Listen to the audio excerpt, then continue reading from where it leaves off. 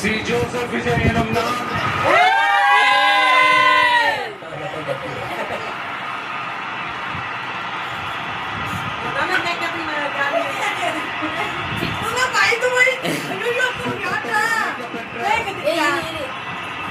இந்திய அரசியல் அமைப்பினால்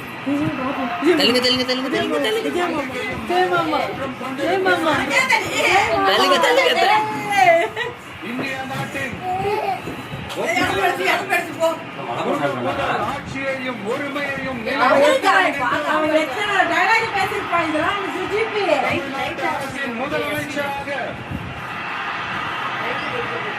உண்மையாகவும் உளச்சான்றின்படியும் என் கடமைகளை நிறைவேற்றுவேன் என்றும் அரசியல் அமைப்பிற்கும் சட்டத்திற்கும் இணங்க அச்சமும் ஒருதலை சார்பும் இன்றி விருப்பு வெறுப்பை விலக்கி பலதரப்பட்ட மக்கள் அனைவருக்கும் இதை செய்வேன் என்றும் ஆண்டவன் மீது ஆணையிட்டு உறுதிமொழிகிறேன்.